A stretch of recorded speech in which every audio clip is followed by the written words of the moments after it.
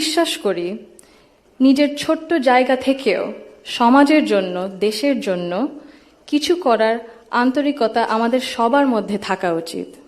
আজ আমরা যারা এখানে উপস্থিত, আমরা সবাই একরকম নয়। আমাদের আদর্শ আলাদা, অভিজ্ঞতা আলাদা, দৃষ্টিভঙ্গিও আলাদা, কিন্তু তারপরেও আমরা একসাথে বসেছি, আলোচনা করছি, কারণ আমরা সবাই দেশের জন্য, দেশের মানুষের জন্য ভাবছি। আর এই ভিন্নতা নিয়ে একসাথে কথা বলছি, একের পর এক শুনছি, এটাই গণতন্ত্রের আসল সৌন্দর্য। আমার আগে যারা সম্মানিত প্যানেলিস্টরা কথা বলেছেন, তাদের সবাইকে আন্তরিক ধন্যবাদ জানাই। আপনারা অনেক কিছু বলেছেন, হয়তোবা আমিও বলে ফেলবো, সো আমাদের একটা মাইন্ডসেটে আই থিঙ্ক সিমিলারিটি আছে। আমার খুব ভালো লেগেছে শুনে। আমি আজ এখানে দাঁড়িয়েছি ভিন্ন এক অনুভূতি ও আবেগ নিয়ে। বাংলাদেশের এই পলিসি লেভেলটায় আমার প্রথম বক্তব্য এটা। আমি এমন কেউ নয় যার কাছে সব প্রশ্নের উত্তর আছে বা সব সমস্যার সমাধান জানা আছে। তবু আমি বিশ্বাস করি নিজের ছোট্ট জায়গা থেকেও সমাজের জন্য, দেশের জন্য কিছু করার আন্তরিকতা আমাদের সবার মধ্যে থাকা উচিত। আজ আমি এসেছি শুধু শুনতে, শিখতে এবং একসাথে কাজ করার মনোভাব নিয়ে এগিয়ে যেতে। Today's dialogue is about women shaping the nation. But before we speak about shaping the future, we must be honest about the everyday lives, reality shaping women's lives in Bangladesh. My earliest understanding of women's roles in society came from my family, as it does for most of us. Long before we encounter policies or laws or institutions, our homes become our first classrooms. They teach us what is possible, what is acceptable, and what is expected. In my home, certain things were never questioned. It was never questioned whether a woman could pursue an exemplary medical career while raising a family. It was never questioned whether a woman could build a nationwide social welfare organization on her own merit. It was never questioned whether a woman was fit to lead, to command authority in a room full of men. And it was never questioned whether the men in our lives would stand alongside the women in their lives as equals. My mother continued to excel professionally as a cardiologist in government hospitals, often in patriarchal settings, because she had encouragement and support at home to balance both career and family. In 1979, my Nanu, Saida Iqbal Mandbanu, began using her own home to open a free elementary school for vulnerable and disadvantaged children. What began as a personal act of care grew into one of the earliest NGOs in Bangladesh, Shurubhi, creating meaningful and lasting change in young people's lives. The belief that women's dignity must be recognized both privately and publicly was also reflected in my grandparents' lives and leadership beyond her.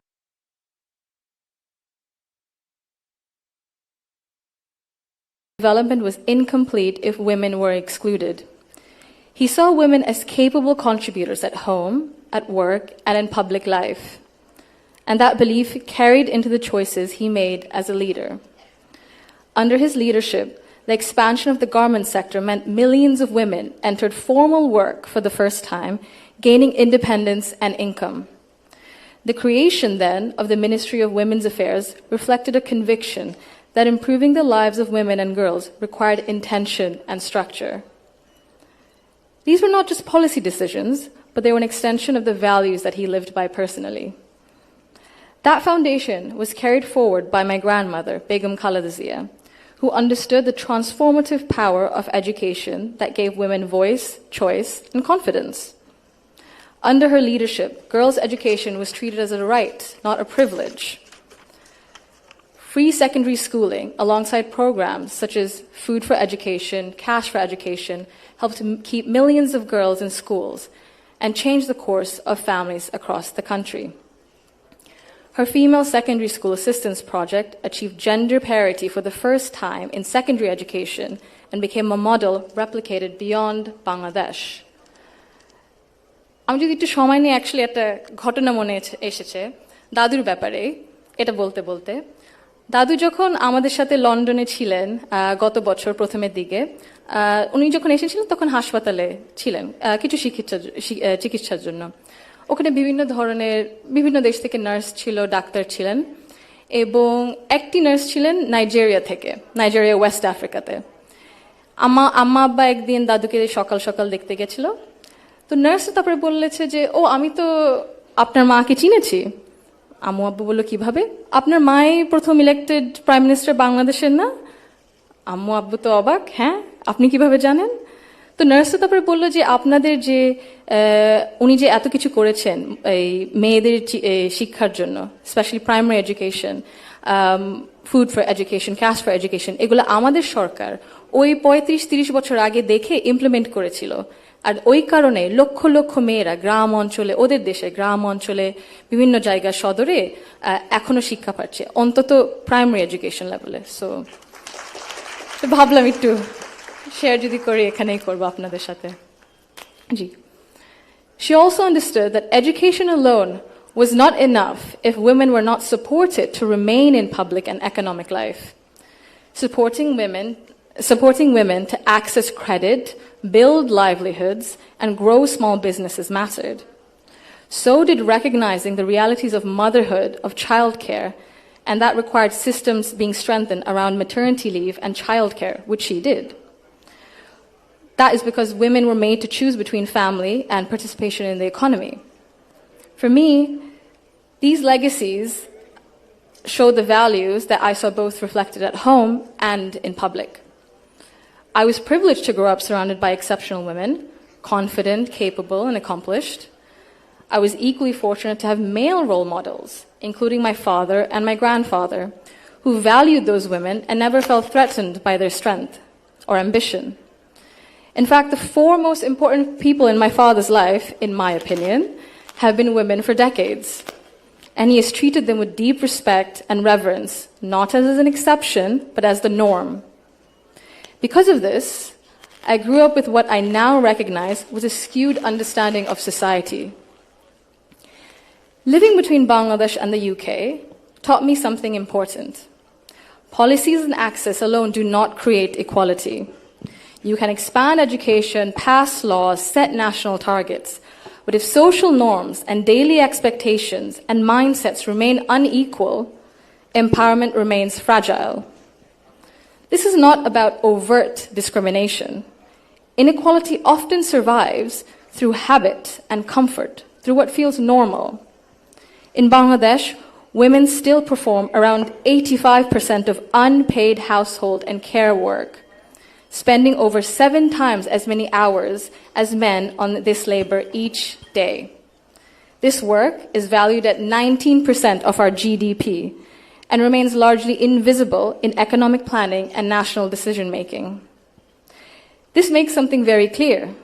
Gender equality is not a women's issue, it is an economic and national issue.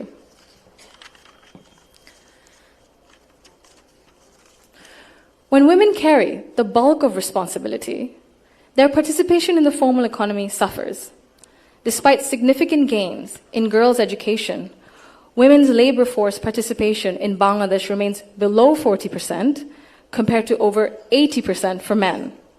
Women are far more likely to step back from paid work after marriage or childbirth, not because they lack ability or ambition, but because systems assume they will absorb the cost. This imbalance begins early.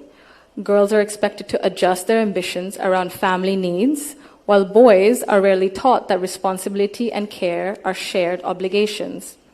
Over time, this became structural and progress stalls. Women are already leaders, and many of those leaders are in this room today. Women who have carried institutions, families, movements, and communities forward, generation after generation. Bangladesh's progress bears your fingerprints, even when history has not always said your name out loud. This brings me to a central point. Belief means nothing without action. To the men among us, our fathers, our brothers, our sons, our husbands, our colleagues and friends, your support for women's rights matters. Your celebration of women's success matters. But equality cannot survive on words alone. If systems and expectations continue to rely on women's sacrifice as the default, inequality continues comfortably. Fathers, in particular, I believe, have a unique role in breaking this cycle. I'm an only child, and I never was once made to feel that my parents wished for a son instead. My father once scolded someone for even asking that question. He understood that while I was treated with respect and care at home, the world outside would not always be the same. So he made sure that I could navigate it with confidence. What shaped me were not his speeches, but his consistency. Through his daily choices, he showed me what I should expect from the world. This is how change becomes sustained. When men confront in our lives, in our homes, unconscious bias honestly and model their behavior through respect and action, they create space for women not just to survive, but to thrive. In Bangladesh, the cost of inaction is visible. Girls' dropout rates sharply rise during adolescence. Women in public life, in leadership, face harsher judgment.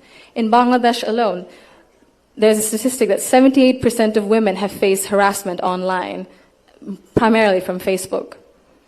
Education and opportunity collapse if inequality at home and in mindset remains untouched. And for a country facing climate change, economic and political transition, demographic pressure, Bangladesh cannot afford to sideline half its population through exhaustion and social expectation. When women are welcomed rather than sidelined, they do not only change their own lives, they change the future of their families and the future of the nation. If Bangladesh wants real progress, not symbolic success stories, but sustained national development, then empowerment cannot stop only at classrooms, only in offices or policies. They must reach our homes, our institutions, and our mindsets, and it must be the responsibility of all of us. I thank you all for engaging in an inclusive dialogue today that reflects the true spirit of progress. Thank you.